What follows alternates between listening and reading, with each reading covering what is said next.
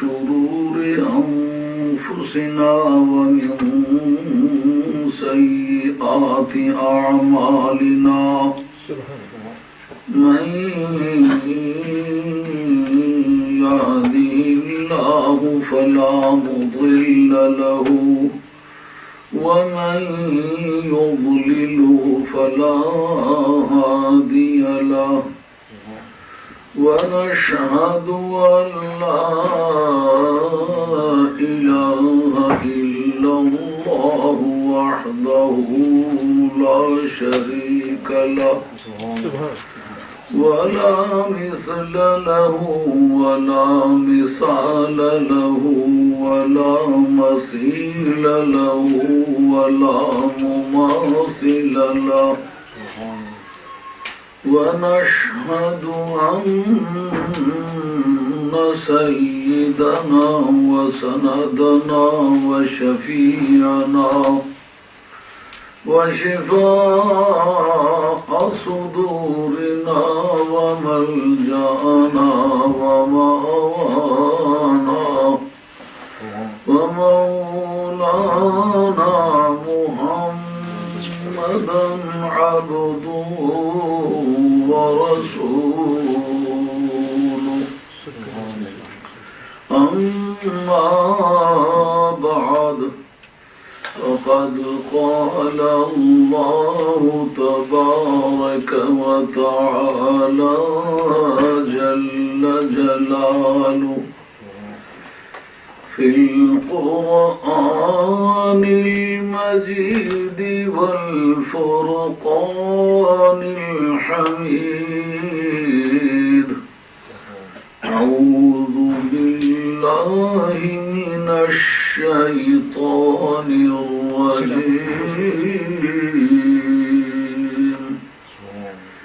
بسم الله الرحمن الرحيم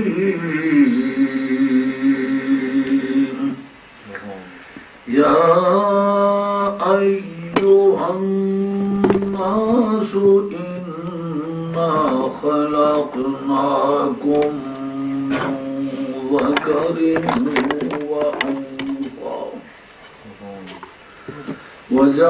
وجعلناكم شعوبا وقبائل لتعارفوا إن أكرمكم عند الله أتقاكم إن الله خبير عليم صدق الله مولانا العظيم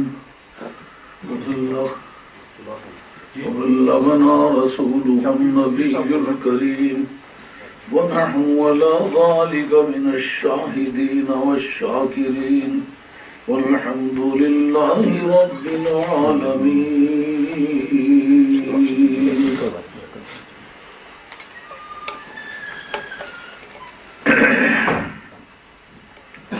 حاضرین کرام، جمعے کا دن مسلمانوں کے لیے عید کا دن ہے. 8 دنوں بعد ملاقات ہوتی ہے. ہزارہا مسائل پیدا ہوتے ہیں جن کو اسلام کی روشنی میں حل کرنے کی ضرورت پیش آتی ہے. تو ان مسائل کا حل تلاش کرنا یہ ایک بڑا محبوب قسم کی اور خوبصورت ڈیوٹی ہے مذہبی پیشواؤں کی. اور پھر اللہ توفیق دے تو مسلمان خوشی خوشی آئیں، بات کو سمجھیں، سنیں، عقیدے کی ہو بطور عقیدے کے اس کو اپنا لیں، اگر عمل کی ہو تو عمل میں اس کو شامل کر لیں. تو اس طرح روزانہ کی زندگی میں مسلمانوں کے معاملات میں باضابطہ طور پر روزانہ پراگرس ہوتی رہتی ہے، کیونکہ ہفتے کے ہر دن کوئی جو نئی بات پیش آتی ہے اس کی اطلاع مذہبی پیشواؤں کو کی جائے، وہ اس کے مطابق کتاب اللہ اور سنت رسول اللہ سے اس کا حل تلاش کریں. تو پھر نتیجہ یہ نکلتا ہے کہ روزانہ کی ترقی چل نکلتی ہے اور اس طرح اسلامی روایات میں تازہ زندگی آتی ہے. میں गुज़श्ता अय्याम से इस मौजू पर गुफ्तगू करता चला आ रहा हूँ कि कुछ लोगों ने मुहर्रम शरीफ के अय्याम में आले बैत अतहार का जिक्र पाक फजीलत के अंदाज में किया कि उनको उस घर में पैदा होने की वजह से कुछ फजीलत मिली है, लेकिन ये उन्होंने अपनी आज़ाद राय से ऐसा नहीं किया बल्कि अवामी दबाव से किया है। हर मुसलमान ये समझता है जिनका कलिमा पड़ा हुआ है उनके हुकूक इस तरह के हैं कि उनके असल और नस्ल को याद रखा जाए। ये दीन के ज़रूरियात में से है। नबी पाक अलैहिस्सलाम के शजरे को मालूम करना, वो कौन से कबीले से थे, आपके वालिद साहब का क्या नाम था, माई साहब का क्या नाम था, कहाँ के रहने वाले थे, क्योंकि नबी पाक अलैहिस्सलाम के शहर की जो मट्टी है ना, उसका एहतराम करना ये भी ज़रूरियात दीन में से है। हज़रत इमाम मालिक रहमतुल्लाह अलैह की ज़िंदगी में आपने कभी खुतबे के दौरान ये बात फरमाई कि जिस दिन से नबी करीम अलैहिस्सलाम मदीना तैयबा में जलवा फरमा हुए हैं, मदीना तैयबा की मट्टी नूरानी हो गई है। और आपको शायद मौसम हज के सिवा जाने का इत्तेफाक न हुआ हो, मुझे चंद साल वहां रहने का अल्लाह ताला ने मौका अता फरमाया। और फिर वाकया मौसम गर्मा में वो मट्टी उठ उठ के चेहरों पे पड़ती है, ऐसा पता चलता है गाजा लगा हुआ है, पाउडर लगा हुआ है और खूबसूरत किस्म का पाउडर है, सोने की तरह पेशानी पे वो मट्टी चमकती है। और दियारे पाके मदीना 8 मरतबा उजड़ के आबाद हुआ है। यानी मदीना तैयबा पर बड़े इनकलाबात आए। मदीना तैयबा रहमतों का मरकज है, मगर जिसके सर पे ताज उसी के सर में खाज। जिसकी कोई शख्सियत होती है उसके लिए मुश्किलात भी होती हैं। वो अजमतों का मरकज है, इसलिए आजमाइशों का मरकज भी वो रहा है। तो असल मदीना तैयबा के जो बाशी थे, अब उनमें इक्का दुक्का को आदमी बाकी है, मगर उसकी पहचान हम लोग किस तरह करते थे। उनके बच्चे बाहर गली में खेलते होते, जिन बच्चों के हाथों और पांव से रोशनी का एहसास हो, ऐसा पता चला लाइट लग रही है, हम ये समझ जाते कि ये असल मदीना तैयबा के रहने वाले लोग हैं। और हमने बाद में दरियाफ्त किया तो पता चला सचमुच ये पुराने मदनी हैं, ये बेचारे भी कई मरतबा उजड़ के दोबारा आबाद हुए हैं। मगर नबी पाक अलैहिस्सलाम जिस शहर व दियार से गुजरे, जहां आपने जिंदगी गुजारी, जिसको आपने अपने प्यार की जगह समझ लिया, और यहां तक कि जिस वक्त मक्का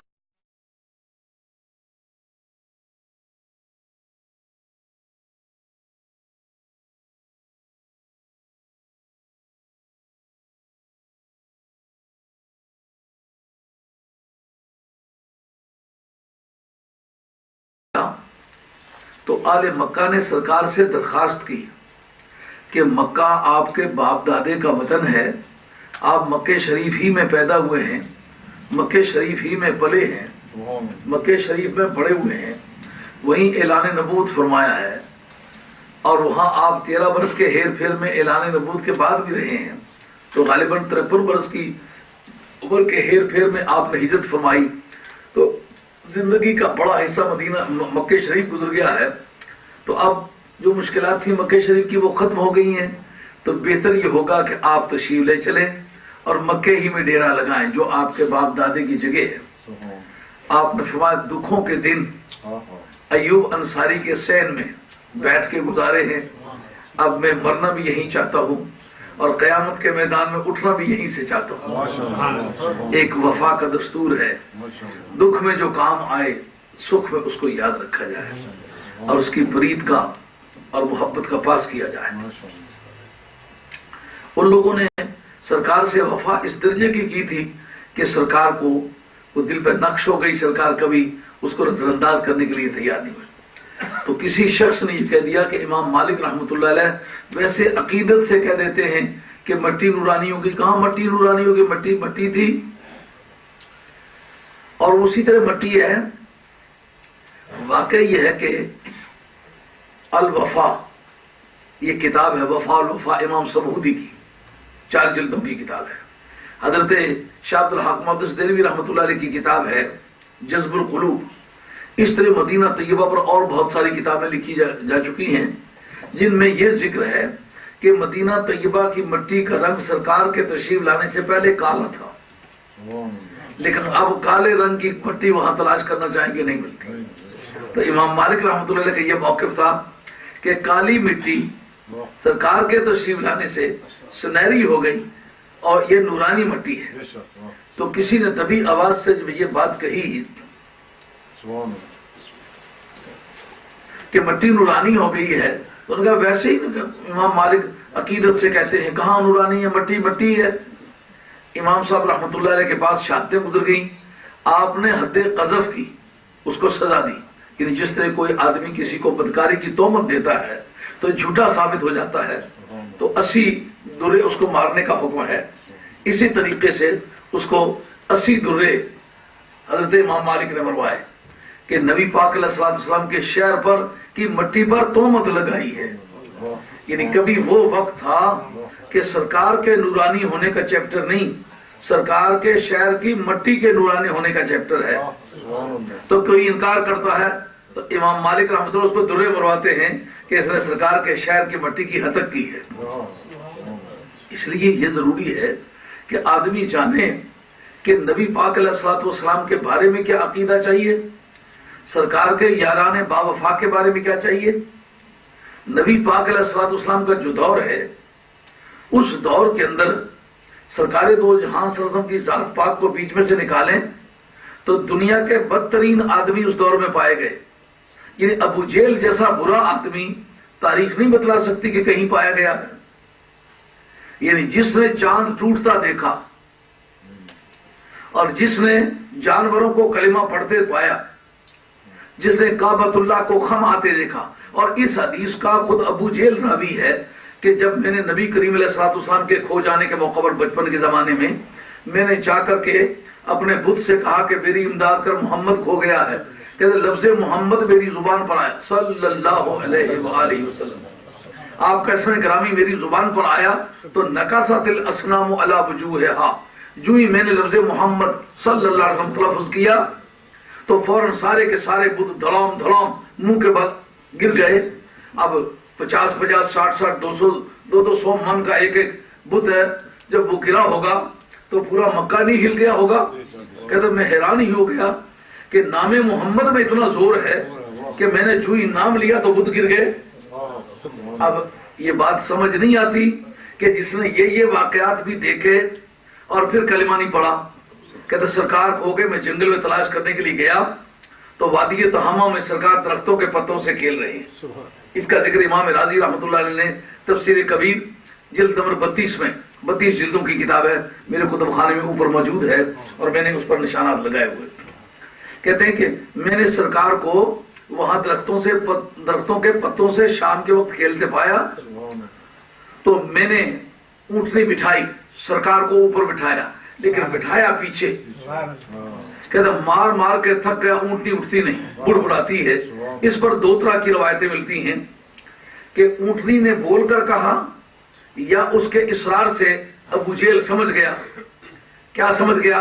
वह इमामुन कैफ यक्तदी बिमुक्तदी है, वो तो सारी कायनात का इमाम है, वो अपने मुक्तदी के पीछे इक्तदा किस तरह करे, इमाम को आगे होना चाहिए। अबू जेल खुद कहता है मैंने सरकार को पीछे से उठा के जब आगे बिठाया तो बगैर कहने के ऊँटी खड़ी हो गई। अब इससे ये वाकया देखने के बाद अबू जेल को कोई इब्हाम रह गया कि ये अल्लाह का सच्चा रसूल है? ये तो बचपने का वाकया है।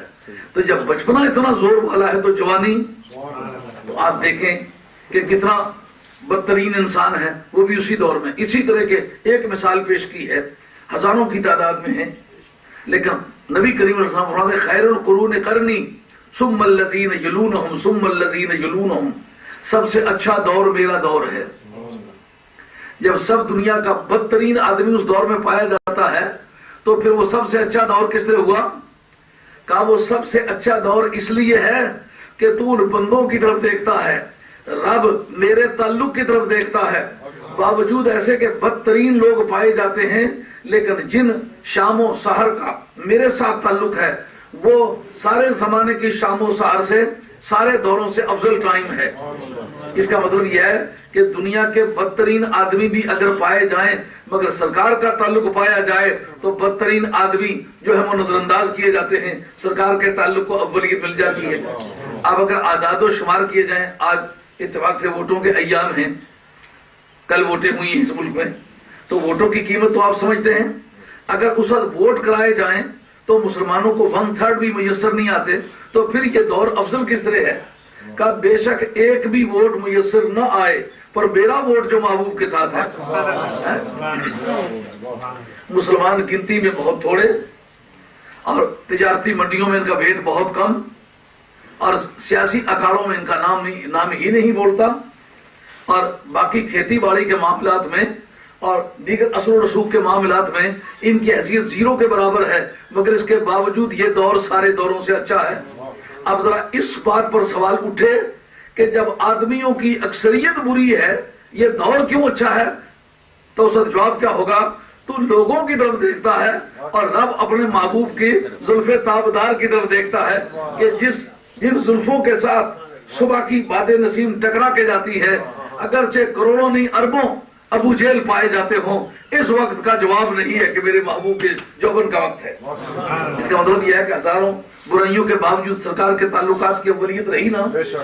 پھر سرکار دو عالم علیہ السلام فرما العرب اکفام والعجم اکفام، کہ عربی لوگ آپس میں برابر کے ہیں، اجمی ان کے برابر کے نہیں ہیں، اور اجمی آپس میں ہم کف ہے، اور کہا فارسی جو ہے وہ نبتی لوگوں سے اچھے ہیں، اسی طرح بنی اسرائیل قبطیوں سے اچھے ہیں۔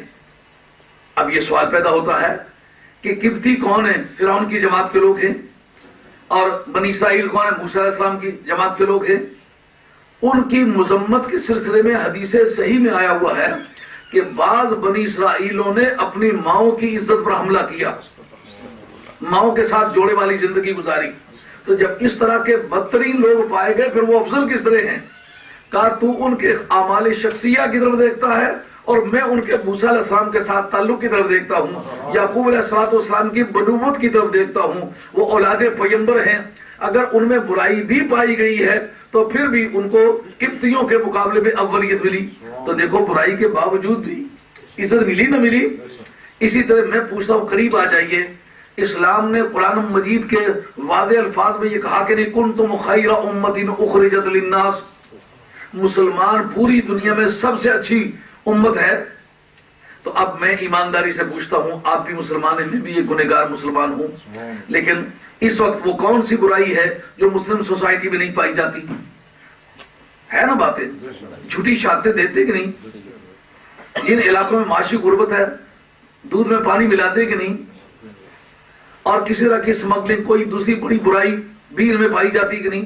بے اللہ کا فضل ہے، مسلمانوں میں ایک بڑا طبقہ ہے جو صدق و صفا کا پیکر ہے، جو تقوی کا ایک نمونہ ہے، جن کی راتیں اللہ کی یاد میں گزرتی ہیں، دن خدا کے خوف میں گزرتے ہیں، اللہ اللہ کرتے ہیں، دن کو روزے رکھتے ہیں، رات کے وقت جاگتے ہیں۔ ایسے لوگ بھی پائے جاتے ہیں، لیکن دنیا بھر کی جو سماجی برائیاں باقی سوسائٹی میں پائی جاتی ہیں مسلمانوں میں پائی جاتی ہے کہ نہیں پائی جاتی؟ انصاف بھی کوئی چیز ہے نا۔ لیکن رب سے پوچھتے مولا کریم یہ جو مسلمان قوم اچھی ہے اس میں یہ لوگ بھی اچھے ہیں بیچ میں کہ نہیں؟ رب کہتا ہے تو ان کے اعمال شخصیہ کی طرف دیکھتا ہے، میں دیکھتا ہوں کہ دامن مصطفیٰ سے یہ لپٹے ہوئے ہیں، گنہگار ہی صحیح لیکن میری نظروں میں پوری دنیا کی امتوں کے مقابلے میں یہ امت سب سے افضل ہے۔ گناہوں کے ہوتے ہوئے بھی افضل ہے کہ نہیں؟ آج بھی علماء سے پوچھیں، فتویٰ طلب کریں کہ کیا یہ جو امت کی خیریت ہے کنتم خیر امت، تم سب سے اچھی امت ہو، اس میں وہ لوگ جو اسمگلنگ کرتے ہیں مسلمانوں میں وہ بھی شامل ہیں کہ نہیں؟ ماننا پڑے گا شامل ہے۔ جب تک کافر نہیں ہو جاتا، جو آدمی شرابیں پیتے ہیں مسلمان ہو کے، تو کافر تو اس وقت ہوں گے جب عقیدے کے طور پر اس کو حلال سمجھیں گے۔ گناہ کرنے سے گنہگار ہوتا ہے، عقیدے کو چھوڑ دینے سے کافر ہوتا ہے۔ اعمال کی وجہ سے کفر تسلیم کرنا یہ معتزلہ کا مذہب ہے، اہل سنت کا مذہب نہیں ہے۔ اسی لیے تو ہمارے اندر بچھوڑے ڈالے ہیں کہ ذرا کسی سے کمی بیشی ہوگا یہ کافر ہے، نہیں، اس وقت کافر ہوگا جب ضروریات دین کا انکار کرے گا۔ عقیدے کی بنیاد پر آدمی کافر ہوتا ہے، اعمال کی بنیاد پر کافر نہیں ہوتا۔ یہ بات ہمیشہ یاد رکھنی ہے۔ تو اب اس نتیجے پر ہم آ کر کے پہنچیں گے کہ کیا دنیا بھر کے جو مسلمان جتنے برے کام کرتے ہیں، جو قرآن مجید نے کہا یہ سب سے اچھی امت ہے، ان کو بھی بیچ میں ڈھال کے یہ اچھی امت ہے، یہ ان کو نکال کے کہ نہیں ان کو ڈھال کے، کیا مطلب نکلے گا؟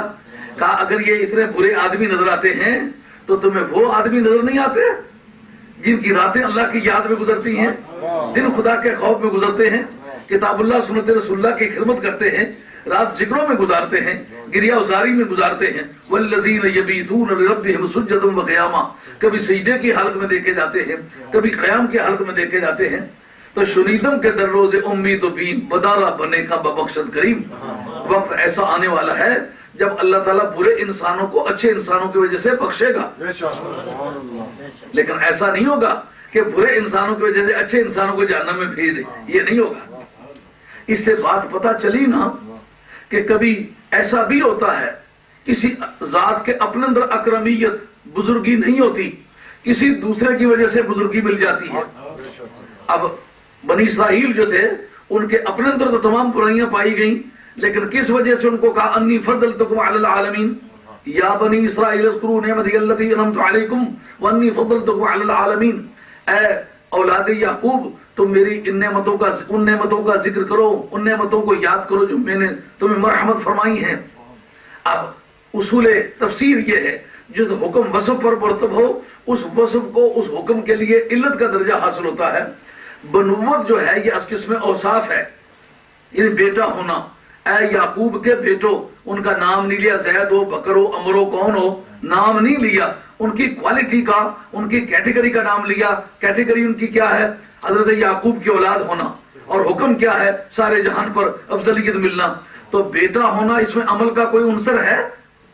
جتنے بھی لوگ بیٹے ہیں اپنے باپ کے، ان کے اندر یہ بات شامل ہے کہ اس نے ڈگری لی ہوئی ہے اس لیے بیٹا ہے، یہ فلاں جگہ فلاں فیکٹری میں اچھی ہائیلی پیڈ آدمی ہے اس لیے بیٹا ہے، اچھے مکان میں رہتا ہے اس لیے، یا اس کے گھر پیدا ہونے کی وجہ سے بیٹا ہے۔ تو معلوم ہوا ان کے اعمال کو مد نظر نہیں رکھا گیا، ان کی نسب کو مد نظر رکھا گیا، ان کے گھر پیدا ہوئے۔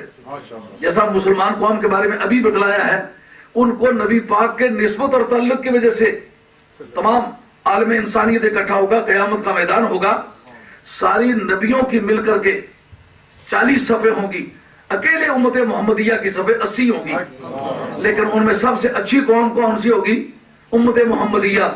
ان میں یہ پانی دودھ میں ملانے والے بھی ساتھ ہی ہوں گے کہ نہیں؟ یقیناً ہوں گے۔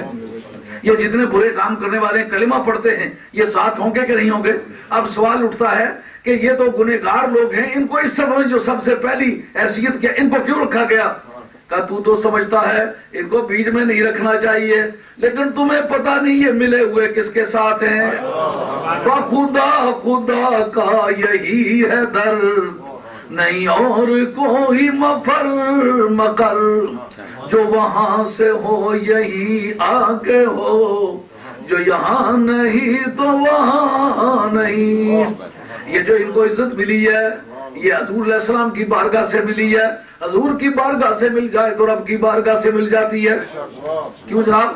من نکل آئے کہ نہ آئے، ان کے ذاتی کردار کو اس میں کوئی دخل نہیں، سرکار کے تعلق کو دخل ہے۔ اس لیے قوم بطور قوم کے قیامت کے میدان میں امت محمدیہ سب سے افضل ہے۔ سمجھ میں آ گئی نا بات؟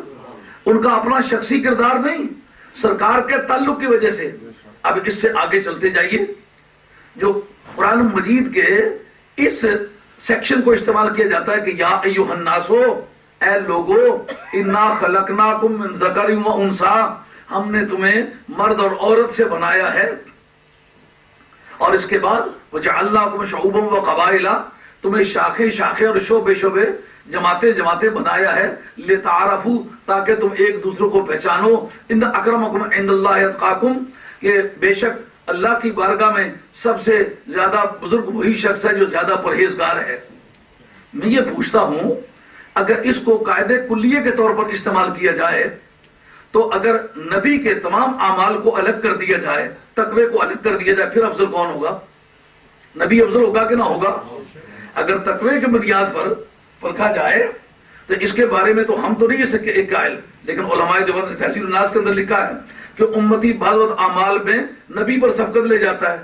جس عقیدے سے تمہارا تعلق ہے اس میں تو نبی سے زیادہ متقی ہونا امتی کے لیے ممکن ہے، پھر تو نبی کے مقابلے میں امتی تک زیادہ متقی ہو کر زیادہ بزرگ ہوا نہیں. کل روئے زمین کے متقی مل جائیں، ایک چھوٹے سے چھوٹے درجے والا جو نبی ہے اس کے برابر ہونا چاہیے، کبھی نہیں ہو سکتا. یہ عام مخصوص الباز ہے، یعنی قاعدہ بطور قاعدے کے عام ہے، لیکن اس میں سے مستثنا ہے. اگر کسی سے پوچھا جائے تم افضل ہو یا تمہارا ابا افضل ہے، تم حاجی بھی ہو، نمازی بھی ہو، غازی بھی ہو، تلاوت بھی کرتے ہو، حافظ بھی ہو، عالم بھی ہو، اور شب و روز دین کے کاموں میں لگے رہتے ہو، تمہارا باپ نماز کا سبق بھی نہیں جانتا، تم افضل ہو یا تمہارا ابا؟ اگر آپ سچ مجھ اپنے ابے کی اولاد میں سے ہے نا تو اس کو کہنا پڑے گا میرا باپ جو ہے وہ زیادہ بزرگ ہے. تو پھر وہ بات کدھر گئی کہ سب سے زیادہ جو متقی ہے وہی سب سے زیادہ بزرگ ہے؟ اصل میں اس کا محل یہ نہیں ہے. اصل میں محل یہ تھا کہ نبی کریم علیہ السلام کی موجودگی میں ایک صحابی نے ایک آدمی کو برا کہا کہ یہ آدمی بڑا گھٹیا ہے، یہ فلاں خاندان کا ہے.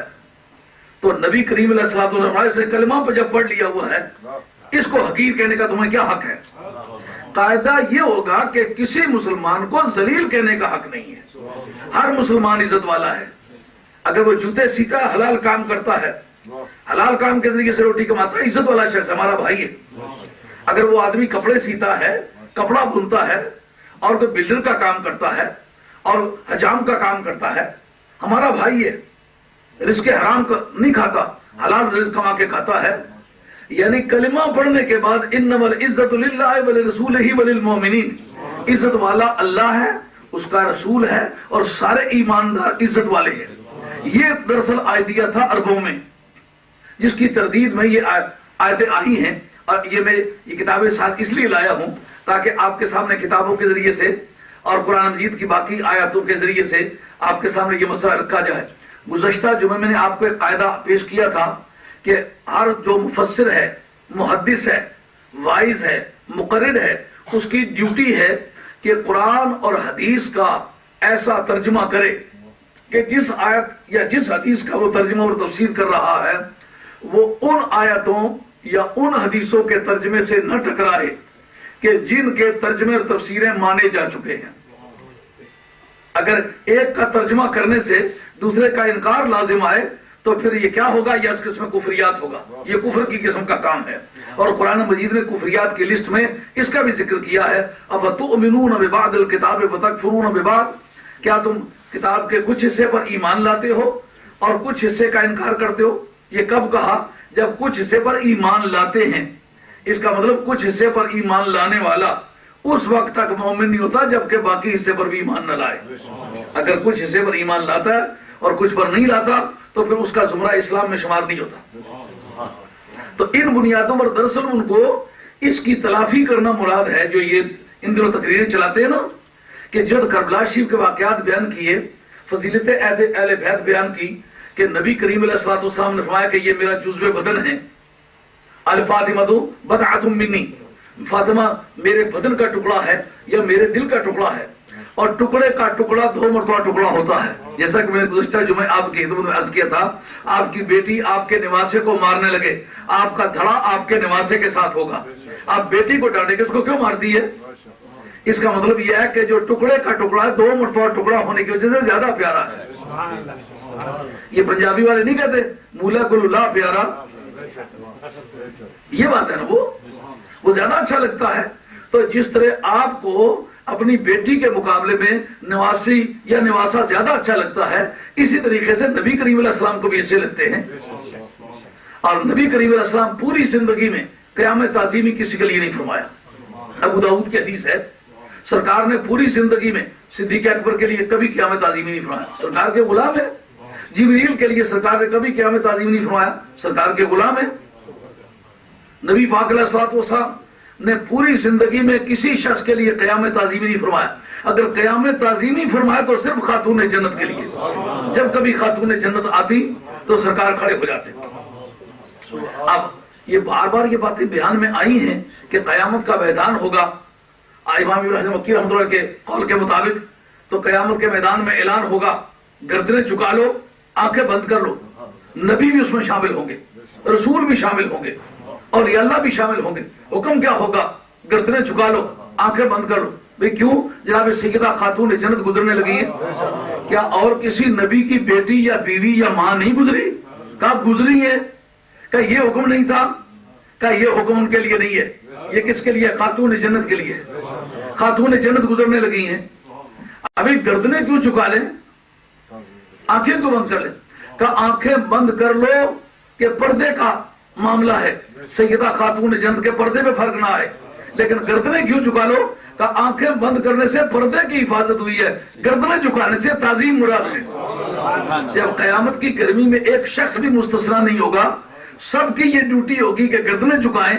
تو انبیاء علیہ الصلوۃ والسلام تو ظاہر ہے غیر نبی سے افضل ہیں، وہ کیوں گردنیں جھکائیں؟ کہا دراصل یہ نبی اور غیر نبی کی بحث نہیں ہے، یہ جزو نبی کی بحث ہے. یہ جزو نبی کی بحث ہے، یہ نبی کا ٹکڑا ہے. اس لیے نبی کریم علیہ الصلوۃ والسلام کے بارے میں جو تمہارا موقف ہے وہ ان کے بارے میں اختیار کرنا پڑے گا. جیسا کہ بخاری شریف کے متن میں ہے، حضرت صدیق اکبر رضی اللہ عنہ ارقبوا محمدن فی آل بیتہ، نبی پاک علیہ الصلوۃ والسلام کے آل بیت سے سلوک کرتے وقت سرکار کا لحاظ رکھا کرو. یعنی جو سلوک سرکار سے کرنا پسند نہیں کرتے وہ سرکار کی آل بیت سے نہ کیا کرو. جب اس طرح کی باتیں وہ جمعوں پر یا جلسوں میں کر چکے، اب وہ سمجھتے ہیں ہم نے تو فضائل اہل بیت بہت بیان کر ڈالے، اب اس کی تلافی کس طرح کریں. اس وقت شروع کر دیتے ہیں جی حجۃ الوداع کے موقع پر نبی پاک علیہ السلام نے لا فضل لعربی علی عجمی ولا لعجمی علی عربی ولا لاسود علی احمر ولا لاحمر علی اسود الا بالتقوی. کسی عربی کو اجمی پر کوئی فوقیت نہیں، اور کسی اجمی کو عربی پر کوئی فوقیت نہیں، کسی کالے کو گورے پر کوئی فوقیت نہیں، کسی گورے کو کالے پر فوقیت نہیں مگر تقوی کے ساتھ. جب یہ بات حجۃ الوداع کے موقع پر گزر چکی ہے تو سب سے پہلا مسئلہ خلافت کا آتا ہے. اس موقع پر دیکھیں گے اس حدیث پر عمل ہوا ہے. حضرت سعد بن عبادہ رضی اللہ عنہ کینڈیڈیٹ ہیں انصار کی طرف سے، اور مہاجرین کی طرف سے حضرت صدیق اکبر کینڈیڈیٹ ہیں. خلیفہ کس کو بنایا جائے؟ اب اگر وہ حجۃ الوداع کے موقع پر یہ بات گزر چکی ہے تو پھر اصول کیا ہے؟ جس وقت اجتماع زیادہ ہو اس وقت حدیث کو زیادہ مشتہر ہونا چاہیے. اتنا بڑا اجتماع صحابہ کرام کا نبی پاک علیہ السلام کے عہد میں کبھی نہیں ہوا. سب سے بڑا اجتماع جو ہے وہ حجۃ الوداع کے موقع پر ہے. نبی پاک علیہ السلام نے وہی پہلا اور آخری حج کیا، اس کے سوا حج کیا ہی نہیں. یہ جو حجوں کی رسلیں اب لگی ہوئی ہے نا، بیگم کہتی فلانی 5 حج کری ہے، میں جی سات نہ کرا ہمارے پیٹا نہ درد نہیں دور. مسجدوں میں مکھیاں بنا رہی ہیں، مدرسوں میں کتابیں نہیں ہیں، اساتذہ کو تنخواہیں نہیں دی جا رہی، ہزارہ طرح کے مشکلات، لیکن فیشن کس طرح پورا ہو.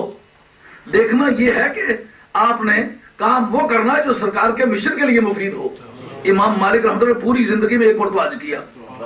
پوچھا دوبارہ کیوں نہیں کہ مدینہ شریف جا کر؟ ان کا ایک مرتبہ تو اس لیے کیا کہ فرض ہے، دوبارہ اس لیے نہیں چاہتا کہ مجھے ڈر ہے کہیں ادھر ہی نہ مر جاؤں، یہاں بیٹھا ہوا نبی پاک علیہ السلام کے شہر میں مشن کا کام کرتا ہوں. تو سرکار دو عالم علیہ السلام کا حجۃ الوداع کے موقع پر شریک حج ہونا، قیادت فرمانا بہت بڑی اٹریکشن تھی تمام حاجیوں کے لیے. مسلمان بڑے پیمانے پر اکٹھے ہوئے، وہ سب صحابہ کرام رضوان اللہ تعالی مجمعین تھے. اگر سب سے بڑا اجتماع ہے، اتنے بڑے اجتماع میں وہ حدیث روایت ہوتی ہے، تو یہ بخاری میں کیوں نہیں ہے، یہ مسلم میں کیوں نہیں ہے؟ کیونکہ اتنے زیادہ راوی تو کسی دوسرے حدیث کو نہیں مل سکتے جو حجۃ الوداع کے. ہاں فنی طور پر بڑی قابل غور بات ہے، جس حدیث کو سب سے زیادہ راوی ملے اور اس کی شہرت ایسی ہو کہ پوری دنیا کے جتنے ریپرزینٹیٹیو اکٹھے ہونے ممکن ہیں، زیادہ سے زیادہ اس تاریخ اکٹھے ہوئے، اور جتنے دانشور صحابہ ہیں سارے موجود ہیں، فقہا صحابہ سارے موجود ہیں، قراء صحابہ سارے موجود ہیں، فقہا صحابہ سارے موجود ہیں، اور جنگی جرنیل سارے موجود ہیں. تو جب اعلیٰ کوالٹیز کے رکھنے والے سارے کے سارے وہاں موجود ہیں تو پھر اس وقت ان معتبرات کے اندر یہ حدیث کیوں نہیں آئی؟ چلو اگر بفرض نہیں آئی تو یہ ضروری نہیں، لیکن ڈسکریشن تو مانگتی ہے اس بات کو، جو قوت تمیزی ہے وہ مانگتی ہے. اتنی بڑی شہرت تو امام بخاری یزید کو جنتی کہنے کے لیے دمشق جائے اور پوری بخاری میں ایک ہی روایت اس سند کے ساتھ ہے، دوسری روایت اس سند کے ساتھ پوری بخاری میں نہیں ہے، تحقیق کر کے چھوڑا ہے. پوری بخاری میں کوئی دوسری روایت اس سند کے ساتھ نہیں ہے، اکیلی روایت، اس کے لیے اتنا صبر کیا ہے. تو جب یزید کو جنتی کہنے کے لیے اتنا زور مارا ہے تو یہ بھی حدیث اگر کوئی معتبر تھی تو اتنا بڑا اجتماع تو کسی دوسری حدیث کو نہیں ملنا چاہیے جو اس کو ملا. پھر یہ انہوں نے کیوں روایت نہیں کی؟ موقع آیا خلافت کا، اب فیصلہ کرنا ہے کہ کوئی اس کو سائٹ کرے گا ہی نہیں، اس کو پیش کرے گا ہی نہیں، اس سے احتجاج کرے گا کہ نہیں. جس وقت انہوں نے کہا ہم لوگ تو وہ ہیں کہ جنہوں نے نبی پاک علیہ الصلوۃ والسلام کے مشن کے لیے کام کیا ہے، اپنا وطن چھوڑا ہے. انہوں نے کہا وطن تم نے چھوڑا ہے، وطن ہم نے مہیا کیا ہے. وطن چھوڑنے والے کی وہ قیمت نہیں جو وطن مہیا کرنے والے کی قیمت. انہوں نے کہا ہم نے بیویاں چھوڑی ہیں. انہوں نے کہا تم نے مجبوری سے چھوڑی ہیں، ہم نے اختیار سے چھوڑی ہیں. تمہاری بیویاں تمہارے ساتھ آنے پر راضی نہیں ہوئی، تم چھوڑ کے آگے، اور ہم نے اپنی بیویوں کو صرف تمہارے بیانے کے لیے اپنی مرضی سے طلاق دی ہے. ان کا ہم نے جائیدادیں چھوڑی ہیں. ان کا جائیدادیں تم نے چھوڑی ہیں، مجبوری سے چھوڑی. ان جائیدادوں سے استفادہ نہیں کر سکتے تھے. اور مکہ شریف میں جائیداد تھی کیا؟ آج اگر 1400 برس گزرنے کے بعد بھی 2 کنال زمین وہاں ایسی نہیں ہے جس میں کوئی چیز کاشت کی جا سکے، تو اس وقت کیا ہوا ہوگا؟ اس ترقی یافتہ دور میں جبکہ زرعی ترقیات کے وسائل موجود ہے، مشینری موجود ہے، اگر آج مکہ شریف میں کوئی کھیتی باڑی نہیں ہے تو آج سے 1400 برس پہلے کہاں ہوئی ہوگی؟ لیکن ہمارا شہر تو سرسبز و شاداب ہے، یہاں باغات ہیں، پانی ہے، زمینیں ہیں، پھول ہیں، پھل ہیں، وسائل ہیں. اب تم نے وہ زمین چھوڑی ہے، ناکارہ چھوڑی ہے، جس کے اندر پیدا کچھ نہیں ہوتا تھا. روحانی طور پر، تقدس کے طور پر کتنے بھی بزرگ ہیں، لیکن پیداوار کے اعتبار سے اس میں کچھ نہیں پیدا ہوتا تھا. ہم نے وہ زمینیں دی ہیں جو دنیا بھر کی نعمتیں پیدا کرنے والی ہیں. کرتے کرتے دور تک چلے گئے. ہم سرکار کے لیے لڑے ہیں. انہوں نے کہا گھر چھوڑ کے لڑے تو اس کا مطلب تو یہ ہے اس کا گھر باری کچھ نہیں ہے، اس کو کوئی دلچسپی نہیں ہے. اس حالت میں لڑتا تو آسان ہے. ہمارے بیوی بھی تھی، بچے بھی تھے، خاندان بھی تھا، ضروریات زندگی بھی تھے، سب کو خطرے میں ڈال کے لڑتے رہے. برابر برابر کے دلائل چلے گئے. بالآخر ایک مسئلے پر آ کر کے بات رک گئی. اب وہ بات کہ کسی عربی کو کسی اجمی پر فوقیت حاصل نہیں. میں ان کو چیلنج کرتا ہوں ماں کے لال بنے. اس میرے سوال کا جواب لائیں. اس جگہ ان صحابہ نے جس وقت یہ بات پیش ہوئی کہ حضرت صدیق اکبر رضی اللہ عنہ سرکار الائمۃ من القریش کہ جو لیڈر ہیں، جو سربراہان مملکت ہیں، یہ قریشیوں میں سے ہوں گے، غیر قریشی نہیں ہو سکتے. اس وقت انہوں نے یہ حدیث کیوں نہیں پڑھی کہ لا فضل لعربی علی عجمین ولا لعجمی علی عربی ولا لاسود علی احمر ولا لاحمر علی اسود الا بالتقوی، کہ تقوی ہی کے ذریعے سے کسی کو بزرگی مل سکتی ہے. انہوں نے حضرت صدیق اکبر نے تقوی نہیں پیش کیا، قریشیت پیش کی. قریشیت نہ تقوی ہے، نہ تقوی کا حصہ ہے، نہ تقوی کے عوامل میں سے ہے، نسب کا نام ہے. اس جگہ آ کر کے جتنے انصار تھے وہ سرنڈر ہو گئے. ان کا ہم میں قریشی تو کوئی نہیں ہے، قریشی تو صرف وہی لوگ ہیں جو وہاں سے آئے ہیں. اس پر آ کر کے حضرت صدیق اکبر رضی اللہ عنہ کو خلافت عظمیٰ کا تاج پہنایا گیا اور آپ کو خلیفۃ المسلمین کہا گیا. تو نبی پاک علیہ الصلوۃ والسلام کی ذات بابرکات کے دنیا سے رخصت ہونے کے بعد سب سے پہلا اور اہم ترین فیصلہ جب ہوا تو نسب کی بنیاد پر ہوا ہے. ماں کے لال بنو. حدیث تو پڑھ پڑھ کے بیان کرتے ہو، اس کا جواب لاؤ پھر پتا چلے. تمہیں اس حدیث کو بھی حدیث سمجھنا ہوگا، اس حدیث کو بھی حدیث سمجھنا ہوگا. لیکن اس پر عمل ہوا وہ کیا تھی؟ اگر اس جگہ اس حدیث میں اتنا زور تھا، یہ معنی رکھتی تھی، اس وقت یہ کیوں حدیث پیش نہیں ہوئی کہ کالے کو گورے پر فوقیت حاصل نہیں، عربی کو اجمی پر نہیں، تقوی کے بغیر؟ یہ تو نسب تھی، نسب کے سوا کوئی چیز نہیں تھی کہ قریشی ہونا نسب کا نام ہے، کسب کا نام نہیں. قریشی کون ہوگا؟ جو قریشی گھر پیدا ہوگا. جیسا سید کے گھر پیدا ہونے والا سید، راجے کے گھر پیدا ہونے والا راجا، چودھری کے گھر پیدا ہونے والا چودھری، قریشی کے گھر پیدا ہونے والا قریشی. اس میں تقوی کو تو کوئی دخل نہیں. تو پہلا فیصلہ ہوتے وقت اس حدیث کے مضمون کو جب سامنے نہیں رکھا گیا تو اس کا مطلب یہ ہے کہ تم نے اب صرف آل بیت اطہار کے فضائل کو روکنے کے لیے ایک مہم چلائی ہوئی ہے. اصل تمہارے پاس مٹیریل کچھ نہیں ہے. اگر اور کچھ نہیں ہے تو اتنی بات آپ یاد رکھ لیں گے تو انشاءاللہ العزیز آدمی جتنی بھی تقریریں ہیں 5 منٹ میں خاک میں مل جائے. میں آپ کے سامنے اس وقت یہ بتانا چاہتا ہوں ان اکرمکم عند اللہ اتقاکم کے معنی کیا ہے. اس کے معنی کہ قیامت میں جب فیصلے کرنے کے لیے اعمال تلیں گے تو تقوی کی بنیاد پر جزا ملے گی. یہ بات قیامت کے بارے میں ہے، دنیا کے بارے میں ہے ہی نہیں. یہ میرے ہاتھ میں جو اٹھی ہوئی ہے یہ تفسیر ابن کثیر ہے. تفسیر ابن کثیر جو ہے یہ ابن تیمیہ کا شاگرد ہے عماد الدین ابن کثیر, اور اس کے بارے میں اپنے بزرگوں کے علاوہ جو ابن عبد الوہاب نجدی ہے جو ان کا پیر مانا جاتا ہے, اور تمام سعودی عربی میں ہر ہفتے میں 2-3 مرتبہ پروگرام ہوتے ہیں. شیخ الاسلام مجدد اعظم عالم اسلام کا سب سے بڑا مجدد. اب ایسے انسان کو مجدد کا حجز کا کام لوٹ مار اور حاجیوں کو لوٹنا اور ان کی پراپرٹی کو چھین لینا یہ ان کا مذہب تھا. تحفہ وہابیہ پڑھے, وہ اردو میں لکھی ہوئی کتاب ہے, پہلے عربی میں تھی, اس کے بعد عربی میں اسماعیل غزنوی نے اس کا ترجمہ کیا تھا, جس کے اندر لکھا گیا, ان سے پوچھا گیا کہ بتاؤ تم حج کرنے والوں کو لوٹ لیتے ہو, ان کی بیویوں سے نکاح کر لیتے ہو, ان کا سامان استعمال کر لیتے ہو, ایسا کیوں کرتے ہو؟ انہوں نے کہا وہ گھر سے چلتے وقت نبی پاک علیہ السلام کی قبر شریف کا ارادہ کرتے تو ہمارے نزدیک قبر کا ارادہ کر کے سفر کرے تو کافر ہو جاتا ہے, تو جب کافر ہو تو اس کی بیوی طلاق ہو جاتی ہے, مرتد ہو جاتا ہے, اسلامی حقوق سے محروم ہو جاتا ہے. اس لیے ان کا مال لوٹنا بھی وبا ہے, ان کی بیویاں ان کے نکاح میں نہیں ہوتی, اس لیے ان کی بیویاں چھیننے میں کوئی حرج نہیں. اس کو اس وقت مجدد اعظم کہا جا رہا ہے کہ اسلام کا سب سے بڑا مجدد, ان مسلمانوں کی عزت لوٹنے والا مسلمانوں کا سب سے بڑا مجدد ہے.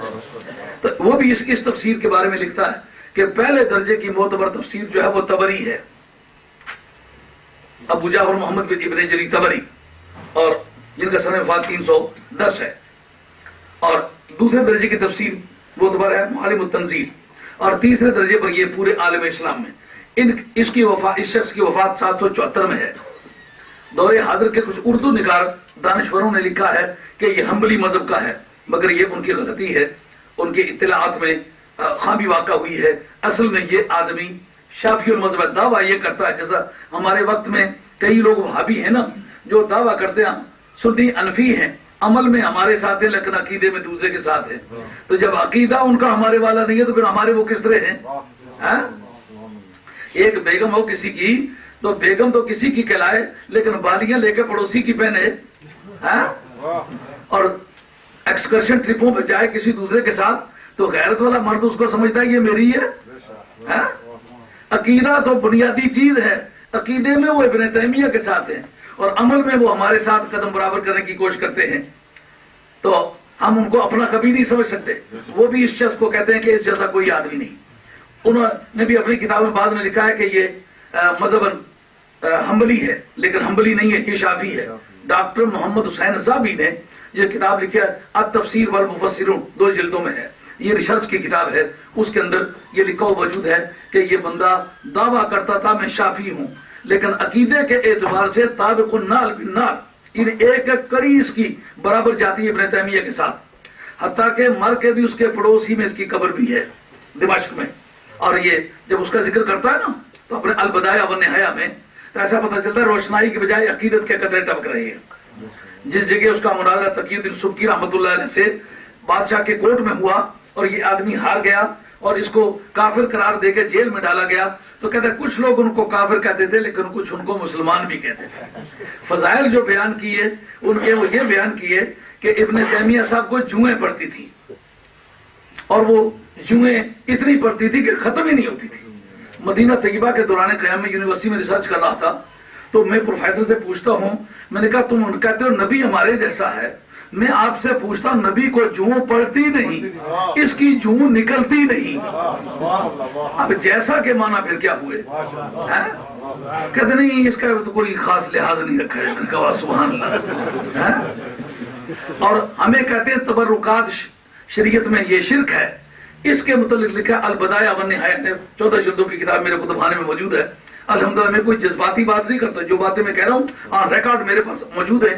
ایسا نہیں کہ میں کہوں میری کتاب پاکستان ہے, نہیں, جو یہاں کتابیں موجود ہیں ان کے حوالہ جات میں سائٹ کر رہا ہوں.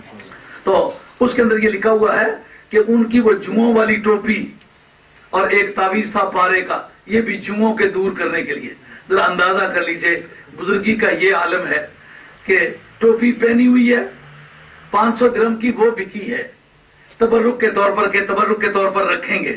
یار لوگوں کو کہتے ہو تبرک رکھنا شرک ہے, یہ سمجھنا کہ یہ چیز کسی بزرگ کے بدن کے ساتھ لگی ہوئی برکت والی ہے, یہ عقیدہ اگر تمہارے نزدیک شرک کا عقیدہ ہے تو میں تم سے پوچھتا ہوں کہ ابن تیمیہ کی وہ جوؤں والی ٹوپی 500 درہم کی جس نے لی، اس کو کیوں تم منع نہیں کرتے ہو، ملامت نہیں کرتے ہو؟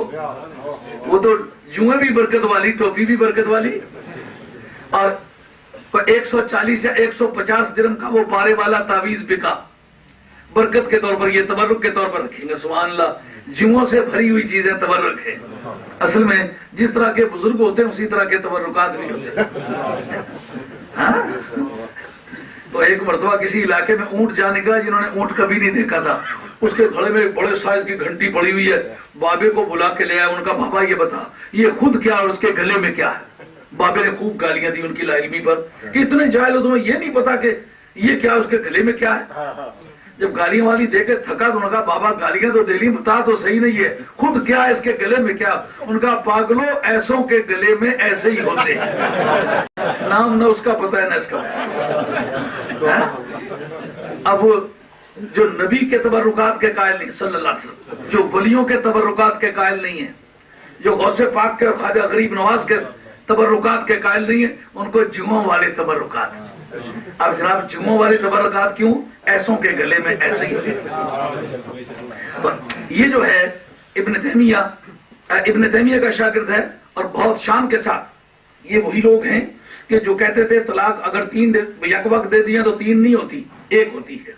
اور آج دور حاضر کا خود غرض آدمی وہ نہیں دیکھتا، وہ کہتا ہے میرا مذہب سے کیا تعلق ہے، بیوی 1 مرتبہ واپس ہونی چاہیے۔ وہ جا کے وہابیوں کے پاس چلا جاتا، وہ کہتے ہیں 3 نہیں ہوتی۔ یہ ایسا جیسا میں 1 پاؤنڈ آپ آج کو دوں اور 1 کل دوں، 1 پرسوں دوں، آپ مان جائیں کہ واقعی 3 دیے، اگر تینوں اکٹھے دیے ہیں تو کہ 1 ہی دیا ہے۔ یہ ان کا عقیدہ ہے۔ اس نے بھی جناب اس پر کیا لکھا ہے، کہتا ہے یہ میرے پاس یہ جلد 4 ہے تفسیر ابن کثیر کی، اور صفحہ 259 ہے، اس کے اندر سورہ طور کی ایک آیت کی تفسیر کرتے ہیں، اور وہ آپ کو ملاحظہ فرمائیں اور دیکھیں اس میں کیا شان ہے۔ یعنی یہ سمجھتے ہیں نسب کوئی چیز نہیں ہے، یہ کس نے تمہیں بتایا نسب کوئی چیز نہیں ہے؟ جب یہ اپنی نسبیں بدلتے پھرتے ہو، کل تک تمہاری اور قوم تھی آج صدیقی کہلاتے ہو، کل تک تمہاری اور برادری تھی آج فاروقی کہلاتے ہو۔ اگر نسب کوئی چیز نہیں ہے تو بدلتے کیوں ہو رہے ہیں؟ تو وہی جو پہلے تھی۔ آئیے اس میں یہ آیت ہے والذین آمنوا واتبعتهم ذریتهم بایمان الحقنا بهم ذریتهم وما التناهم من عملهم من شیء۔ یہ آیت ہے، یہ سورہ طور کی آیت نمبر 21 ہے، یہ سورہ النجم سے فوراً پہلے جو ہے، اس کے اندر کیا ہے کہ یخبر تعالی عن فضلہ وکرمہ وامتنانہ ولطفہ وخلقہ واحسانہ ان المؤمنین اذا اتبعتهم ذریتهم فی الایمان یلحقهم یلحقهم بآبائهم فی المنزلہ۔ کہتے جس وقت کسی قوم نے اپنے بزرگوں کی پیروی کی صرف عقیدے میں، اعمال میں پیروی نہیں کر سکے، یعنی صدیق اکبر رضی اللہ عنہ کی اولاد نے عقیدہ وہ رکھا جو صدیق اکبر کا تھا، عمل صدیق اکبر کا ایسا نہیں کر سکے۔ فاروق اعظم رضی اللہ عنہ کی اولاد نے عقیدہ وہی رکھا جو جناب فاروق اعظم رضی اللہ عنہ والا تھا، ان کے اپنے اعمال فاروق اعظم والے نہیں تھے، عمل میں پیروی نہیں کر سکے، عقیدے میں پیروی کی۔ حضرت عثمان غنی رضی اللہ عنہ کی اولاد عمل میں پیروی نہیں کر سکی، عثمان غنی جیسی سخاوت نہیں کر سکے رضی اللہ تعالیٰ عنہ، اور نہ ان کے سے اقدامات کر سکے ہیں، صرف عقیدہ وہی رکھا جو حضرت عثمان غنی کا تھا۔ حضرت حیدر کرار کی وہ اولاد جو غیر فاطمی ہے وہ ان کی طرف منسوب ہوتی ہے، عقیدہ وہی رکھا جو مولا مرتضیٰ کا تھا، عمل حضرت مولا مرتضیٰ جیسا نہیں کر سکے۔ خاتون جنت کی اولاد جو خاتون جنت کے واسطے سے نبی پاک علیہ السلام کی اولاد تسلیم ہوتی ہے، عقیدہ انہوں نے خاتون جنت والا رکھا، عمل خاتون جنت والا نہیں کر سکے۔ ہوگا کیا؟ اس جگہ لکھتے ہیں کہ یلحقہم بآبائہم فی المنزلہ، کہ قیامت کے میدان میں جس کلاس میں ان کے باپ دادے تھے، یعنی صدیق اکبر کی اولاد باوجود گنہگار ہونے کے ان کو اٹھا کے اوپر لے جائے گا۔ اب جو صدیق اکبر تو پوری امت کا سرتاج ہے، ظاہر امت مسلمہ میں سب سے ممتاز مقام ان کا ہوگا، تو جب ان کے ساتھ جائے گا تو کئی ان سے زیادہ متقی ہوں گے جو پیچھے رہ جائیں گے، تو ان اکرمکم عند اللہ اتقاکم، پھر کیا معنی ہوگا؟ یہ عام مخصوص البعض ہے، یعنی اور اگر کوئی ضابطہ مانے نہ ہوا تو اس پر عمل کریں گے۔ اگر یہ قرآن مجید کی یہ بھی آیت ہے نا، اس کو بیچ میں رکھنا پڑے گا نا۔ اور امام الدین ابن کثیر کہتا ہے، میں اپنی طرف سے نہیں کہتا۔ اب صدیق اکبر رضی اللہ عنہ کی اولاد باوجود اعمال کی خرابیوں کے صدیق اکبر کے ساتھ جائے گی، فاروق اعظم کی اولاد اسی طرح ان کے ساتھ جائے گی، عثمان غنی رضی اللہ عنہ کی اولاد اسی طرح ان کے ساتھ جائے گی، مولا مرتضیٰ کی اولاد اسی طرح ان کے ساتھ جائے گی۔ خاتون جنت کی جو اولاد ہے اعمال کی کمزوریوں کے باوجود صرف عقیدے میں خاتون جنت کی پیروی کرنے کی وجہ سے خاتون جنت کے ساتھ ہوگی، اور خاتون جنت نبی مصطفیٰ کے ساتھ ہوں گے۔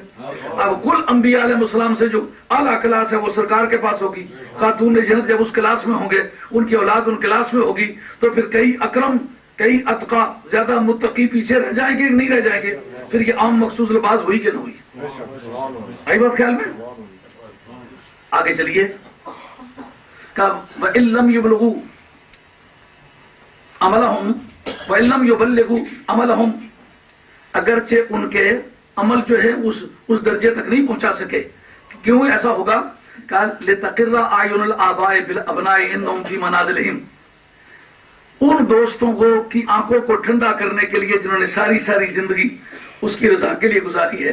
اولاد سے لگاؤ تو ہوگا، اگر ان کی اولاد کو کم درجے میں رکھا جائے تو ان کو اذیت پہنچتی ہے، کہ ان کی آنکھوں کو ٹھنڈا رکھنے کے لیے پروردگار عالم ان کی اولادوں کو اٹھا کے ان کے ساتھ پہنچائے گا۔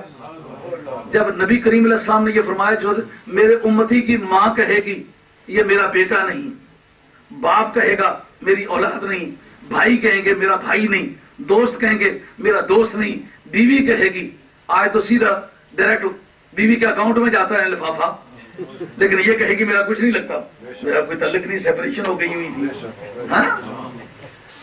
لیکن قیامت کے میدان میں یہ کہے گی میں کچھ نہیں لگتی۔ اولاد کہے گی یہ ہمارا کچھ نہیں لگتا۔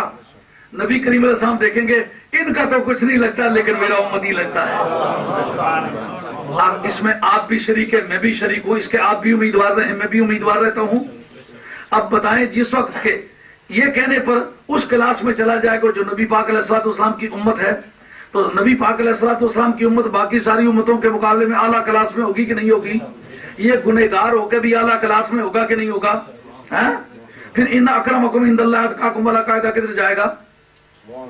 اس کا مطلب جو اللہ کی بارگاہ میں زیادہ متقی ہوگا وہ زیادہ بزرگ ہے، یہ قاعدہ ہے۔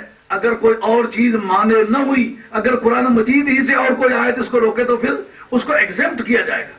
آئی بات خیال میں؟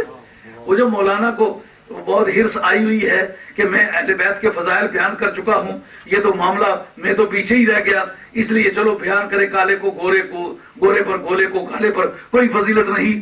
لیکن یہ بات سب سے پہلی مرتبہ اس وقت طے نہیں ہوگی، جیسا میں نے ابھی آپ کے سامنے کہا، خلافت کا مسئلہ چلا سب میں برابر چلے گئے، بلکہ بعض حالات میں جو انصار تھے ان کی قیمت بڑھ گئی، وہ زیادہ مستحق ٹھہرے، لیکن جب یہ مسئلہ پیش ہوا الائمۃ من قریش کہ قیادت اور سیادت اور قوم کی سربراہی، چیف آف دا اسٹیٹ جو ہے یہ قریشیوں میں سے ہوگا، اس وقت ساری باقی چیزیں رہ گئی کہ نہ رہ گئی؟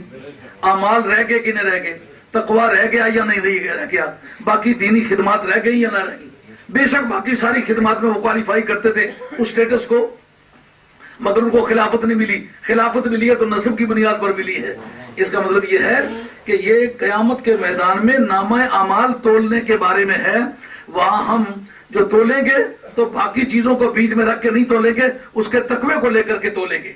لیکن جہاں تک اس بات کا سوال ہے کہ اعمال تلنے کے بعد بھی جب جنت میں جائیں گے تو پھر یہ قرآن مجید کی آیت بتلاتی ہے کہ ہر شخص کی اولاد جو کوئی بھی بزرگ ہے، ولی ہیں، غوث ہیں، قطب ہیں، قلندر ہیں، درویش ہیں، آج تک جو لوگ نہیں مسلمان کہتے فلاں بزرگوں کی اولاد میں سے ہے، یہ عقیدہ اس آیت سے ملتا ہے۔ سورہ طور کی آیت نمبر 21 میں یہ عقیدہ موجود ہے جو یہ بتلاتا ہے کہ ان کی اولادوں کو باپوں کے ساتھ ملائیں گے، تو پھر جس درجے میں باپ ہوں گے اسی درجے میں یہ ہوں گے نا۔ اب میں اس بیان کو ختم کر دوں، یہ ساری کتابیں اسی سلسلے میں لایا ہوا ہوں۔ یہ میرے پاس بیضاوی بھی اسی سلسلے میں لایا تھا کہ بیضاوی درسیات کی کتاب، بیضاوی میں بھی یہی بات لکھی ہوئی ہے، لیکن اب چونکہ وقت اختتام پذیر ہو گیا ہے، یہ باقی کتابیں علماء دیوبند کی بھی ساتھ لایا تھا۔ انہوں نے بھی کہا ہے کہ بزرگوں سے خاندانی تعلق ہونا، نسب کا تعلق ہونا قیامت کے میدان میں فائدہ دے گا۔ یہ کہنا کہ فائدہ نہیں ہوگا یہ غلط ہے۔ قرآن مجید کی باقی آیتوں پر بھی ایمان لانا کلمہ پڑھنے والے کی ڈیوٹی ہوگی، لیکن انشاءاللہ وہ العزیز آنے والے جمعے پر آپ کے سامنے پیش کریں گے۔ یہ صرف اس لیے کہ آپ یہ سمجھنے کی ضرور جسارت کریں کہ قرآن مجید کی کسی بھی آیت یا کسی بھی حدیث کا ایسا ترجمہ کرنا اسلام میں منع ہے کہ ایک آیت یا ایک حدیث کا ترجمہ تو آپ کر لیں لیکن باقی قرآن مجید کی آیتوں یا حدیثوں کا انکار لازم ہے. آپ کو سب کو مد نظر رکھ کر سب پر ایمان لانا ہوگا. یہ بسم اللہ کریں.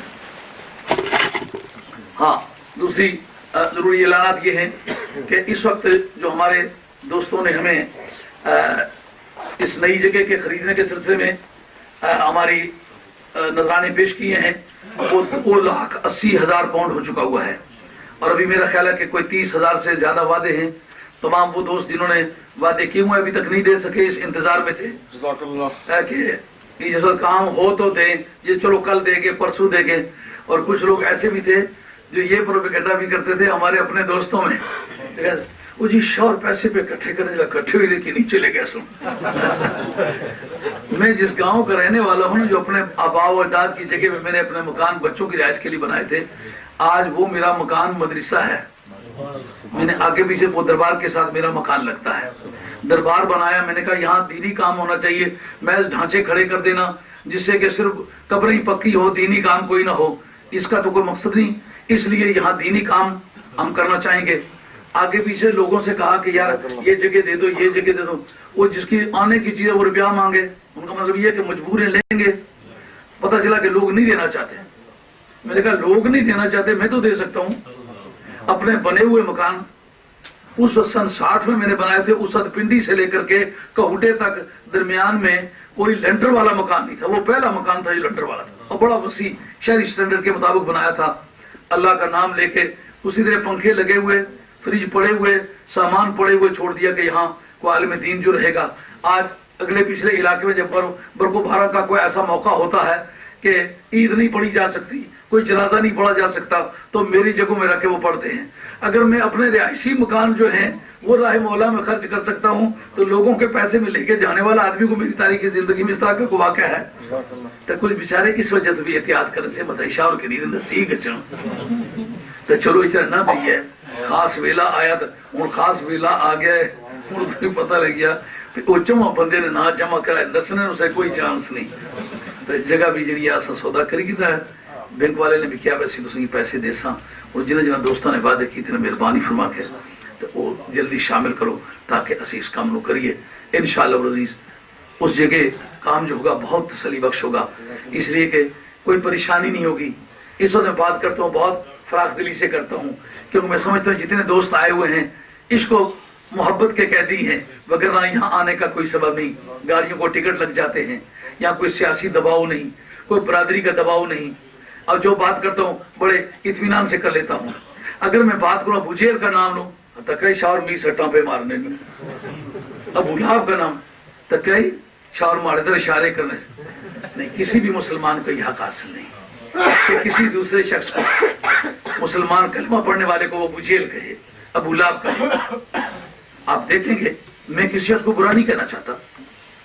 جب تک کوئی کسی کے ساتھ تعلق ہو تو اس کو اچھا کہے، اور جس سے تعلق نہ رہے تو برا کہے. یہ کوئی خوبصورت بات نہیں. آپ نے نہیں دیکھا ہوگا کہ میں کسی کو برا کہنا چاہتا ہوں. جو مسائل میں کرتا تھا اللہ کی رضا کے لیے کرتا تھا، آج کر رہا ہوں اور قبر تک کرتا چلا جاؤں گا.